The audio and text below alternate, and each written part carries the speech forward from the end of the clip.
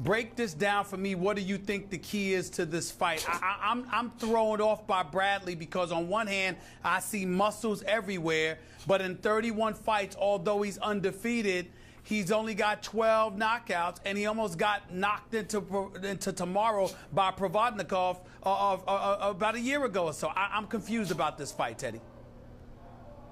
Listen, punches are born, they're not made, Stephen. That's the first thing you got to understand. Sometimes the skinniest guys that look like they need a meal and you want to give them a sandwich, they punch because they get leverage. It's not about muscles. It's not about the size of the shoulders or the back. It's about what you have inside, your structure inside, and the delivery that you put in the punch. And, of course, the way that Tyson used to talk about the bad intentions you put into a punch. But never forget, punches are born, they're not made. So the muscles don't mean anything. Bradley's not a puncher. But more importantly, Bradley found out who he is. The Provodnikov fight, he went to the cliff, but he didn't fall off the cliff. The other guy, Pacquiao, well, we'll talk about that in a second, but he fell off the cliff. But Bradley got close to the cliff. Really dangerous, really close to the cliff. But he didn't go over, he survived.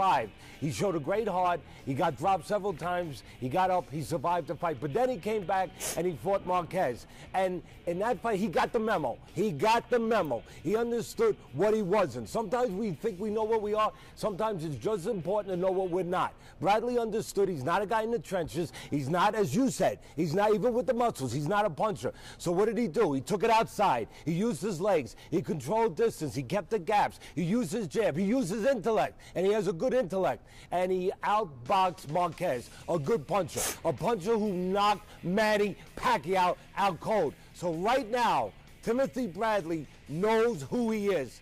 He's in a better place right now than Manny Pacquiao, who's coming off a knockout loss, flat on his face. He had one fight in between, but he fought Rios. Listen, I will not disparage any fighter that can climb into that ring. But Rios was handpicked, and he was handpicked for a couple reasons. For you guys, for the guys on TV, for the guys on the radio, for the fans, to sell to you guys that Pacquiao is back. But guess what? Somebody didn't buy it. Pacquiao didn't buy it because he knows what he had in front of him. He had Rios in front of him who he could have went after. He didn't go after. He had a slow guy, a guy easy to hit, a guy who's cement-footed, a guy who's one-dimensional, and he did what he was put there to do. He boxed circles around Rios. Rios was a prop. And again, tough guy, good puncher, but a slow guy made to order for Pacquiao to come back and make everyone think that he was back. But again, the problem, I don't believe that Pacquiao bought into it.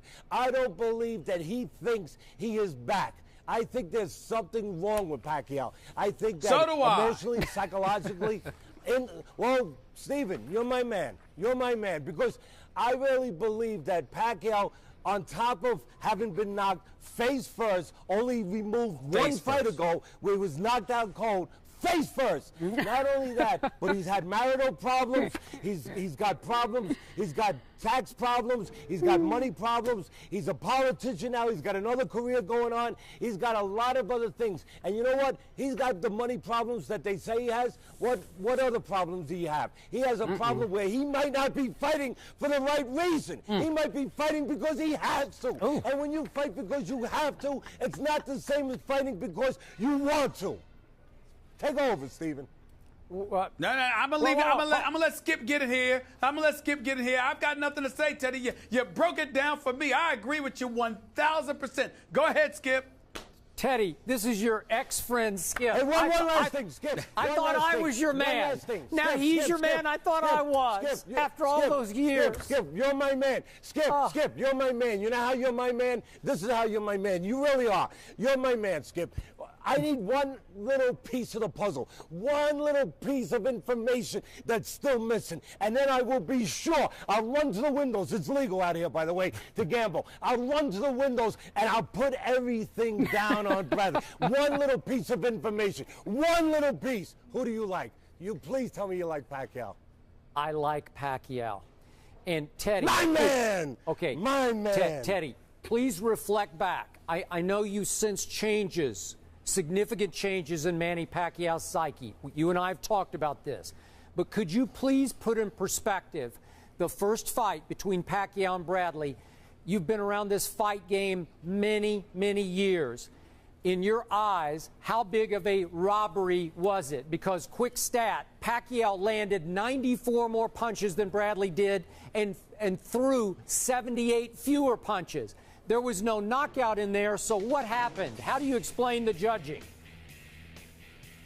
Hey, listen, how big a robbery was, I say it the way my little son Teddy, when he was little, I used to ask him, how much you love me? He used to say, this much, this much. Well, that's how big, this big a robbery. No doubt about it. Pacquiao should have won that fight. But nothing new, old news. It's the problem with boxing. Boxing has inept judges and corrupt judges. Yeah, I said it. Inept judges and corrupt judges. You want me to say it again? And it's been around forever. And they don't get it right. And there's no separation between state and city. There's no separation between state and church, so to speak, where the people administrate or supposedly administrating the rules and the law of the business, there's no separation between them and the people making money. So what happens? They get merged together, they influence human nature, and what happens? The promoters, they get involved with the commissions, the promoters, they get involved with the organizations, and they have influence over the judges. The judges know who's supposed to win. It's that simple. The judges know if they want to work again, and there's influence by the promoters whether or not they're going to work again, they better vote for the right guy. Wow. Because the promoter invested a lot into that fight. So that's what it is. There's a problem. Yes, they get it right in the ring. The fighters almost all the time get it right in the ring. They're noble warriors, some of the greatest athletes you're ever going to see. But the people outside the ring, the judges, the officials, the so-called administrators, these corrupt son of a guns, they don't get it right.